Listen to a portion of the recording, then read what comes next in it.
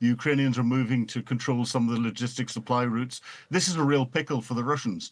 And it does weaken the eastern lines. And if the Ukrainians can tie the Russians up in the Kursk region that they have invaded, then if they've got forces that can try and exploit weaknesses that will be appearing in the east, they can capture some of that territory back that the Russians have slowly crawled through over the last year. And Ukrainian officials, say that they now control 1,000 square kilometers of Russian territory in Russia.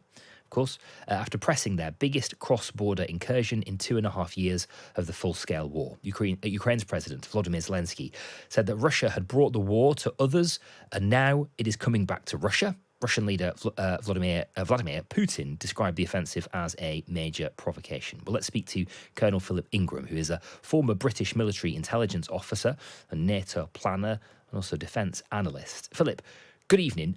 Good evening. What is the point of this? I mean, the idea of Ukraine holding Russian territory seems fanciful. What's the strategy?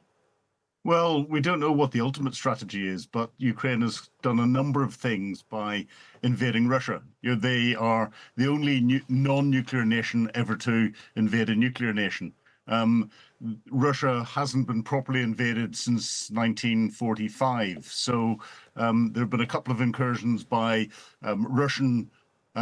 ethnic Russians who are fighting for Ukraine into the Belgorod region last year, but those have been short-term. This is the first deliberate, long-term mini invasion into part of Russia. That is, it's embarrassed Putin. It's allowed the Ukrainians to capture a degree of territory. How much they decide to hold is something for them. They will decide, and we won't know for the coming days or weeks. Right. It's sending a clear message to the West that Russia, one of their red lines has been crossed again, and they've done nothing about it. So it's, from my perspective, a masterstroke from the Ukrainians. Okay, it also presumably forces Russian forces to redeploy and potentially leaving them a little bit exposed in the Donbass region, where they've been doing particularly well lately. Well, they haven't been doing well. They've been holding advancing. They've been holding territory and advancing. Yeah. Yeah, they've been advancing slowly, but it's at huge cost. They've been losing over 1,000 troops a day for capturing, 5, 10, 100 meters. That's, in a few cases, they've advanced a kilometer. But what the Ukrainians have done in the past 5-6 days is captured 1,000 square kilometers. That's 10 times the amount the Russians had captured in the last year.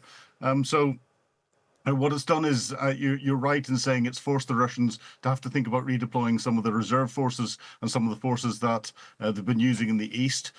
As they move, they're then vulnerable targets for the Ukrainians to attack into. It's using vital logistic supplies that the Russians don't have. The Ukrainians are moving to control some of the logistic supply routes. This is a real pickle for the Russians.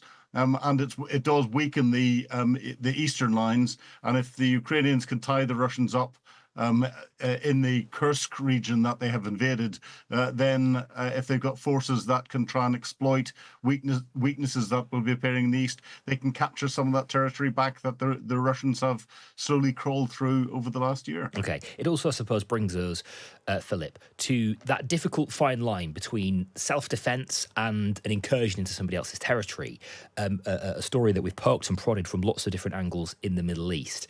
There is a near united front across most of the world, certainly the Western world, in support of Ukraine, the importance of Ukraine defending that territory and defending democracy. And for us, that feels particularly acute, doesn't it, with it being so close, with it being just on the edge of Europe. Is this, though, Ukraine in Russia fair game?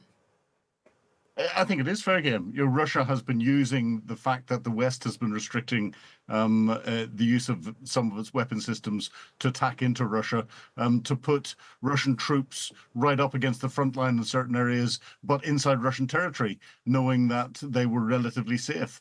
The Ukrainians are now showing that they're not relatively safe, and they're pushing them further back and creating a buffer zone. But what it's also showing to the West is that, because the West was really concerned that if they allowed the Ukrainians to use Western weapons actually into Russia itself in many places, then that would force Vladimir Putin to escalate even further and potentially into the nuclear world. That hasn't happened and is not going to happen. And therefore that is sending a very clear message back to Western leaders saying, well, actually, we should remove our restrictions and allow the Ukrainians to attack Russian military targets inside Russia, those areas where air attacks are being launched or missile attacks are being launched into Ukraine, and having those devastating effects on civilian targets. Okay. So that's something that we will see. In fact, it's being debated in the newspapers tomorrow morning from some of the initial reports that I'm seeing, and it's something that we'll see being debated more in the coming days. Okay, Philip, for now, thank you for your time. Always lovely to have your company. Colonel Philip Ingram, who's a former British military intelligence officer. You can also find more from Philip in our Frontline series.